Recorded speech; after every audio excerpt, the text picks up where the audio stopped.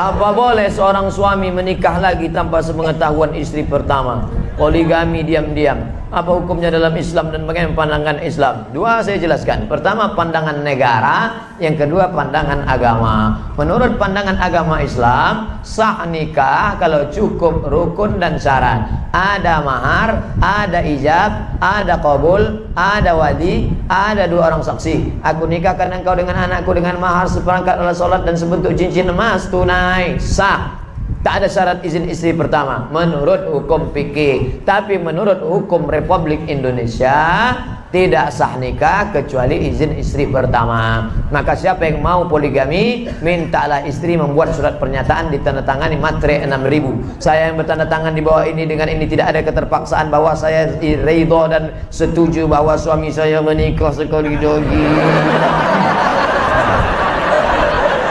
Setelah itu dibawalah kertas tadi ke pengadilan. Nanti pengadilan akan memanggil istri, memanggil suami. Lalu ditanyanya, hai ibu istri pertama, ya benarkah ini surat tanda tangan ibu? Betul Pak Hakim. Apakah selama ini tidak ada masalah dalam rumah tangga ibu? Tak ada Pak Hakim.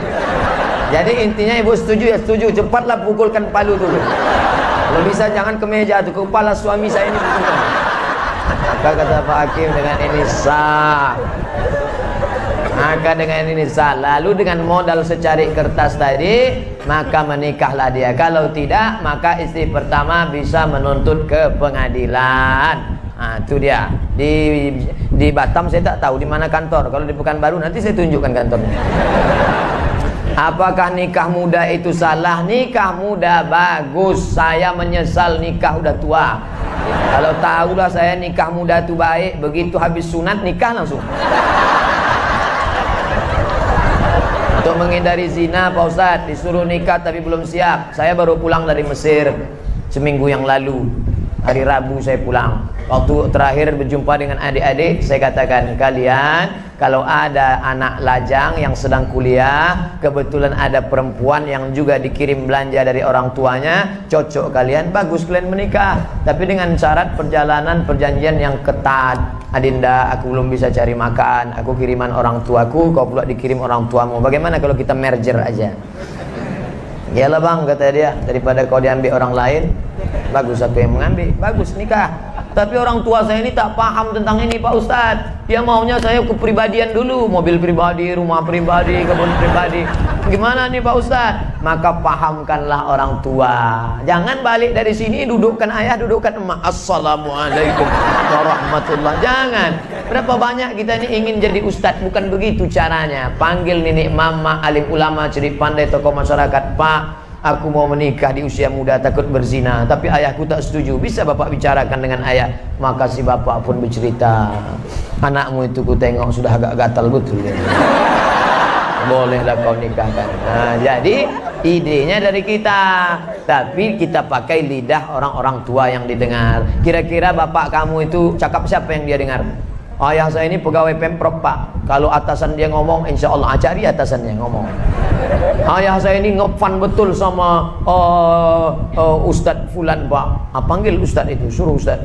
Ada imam di masjid Jabal Arafah namanya Ustadz Haruna Hasim. Ayah saya jamaahnya Pak. Panggil Ustadz Haruna. Ustadz tolong ngomongkan ke dia. Kata Ustadz Haruna, bagus betul kalau anak bapak itu nikah. Iyalah saya setuju lah kalau gitu. Makan dan minum sambil duduk, tapi saya pernah disuruh minum sambil berdiri waktu minum air zam-zam Pak Ustaz. Pas minum air zam-zam berdiri. Mana? Ada dalilnya tak Pak Ustaz? Ra'ana Rasulullah sallallahu alaihi wasallam yashrabu zam-zam qa'iman. Nabi sallallahu alaihi wasallam minum air zam-zam berdiri. Nah, kata Ustaz Samad minum duduk. Kenapa Nabi Muhammad minum berdiri? Kenapa minum air ini mesti duduk? Karena waktu duduk saringannya telentang, ketika berdiri saringannya telungkup. Minum air zam-zam berdiri tak perlu pakai saringan, karena air zam-zam air yang tersuci di dunia. 2-0 orang yang mengejek Nabi SAW. Ini Nabi kalian ini pelintat-pelintut nih. Suruhnya orang minum duduk, dia sendiri minum berdiri. Kau yang mengejek Nabi Muhammad, nampak jahilmu 2 kali lipat. Kenapa minum berdiri? Nabi minum berdiri karena air zam-zam tak perlu disaring, air yang paling suci di dunia. Waktu saya pergi ceramah ke Kuala Lumpur, ada bapak-bapak punya air penyaring dari Jepang. Jepang, made in Japan, made in China tak laku sama dia.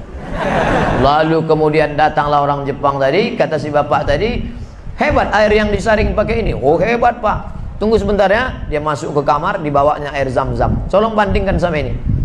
Loh kok lebih bersih ini? Ini dari Mekah ya, kata dia. Iya tahu juga rupanya dia. Walaupun dia tak bersunat, tahu dia mana air itu.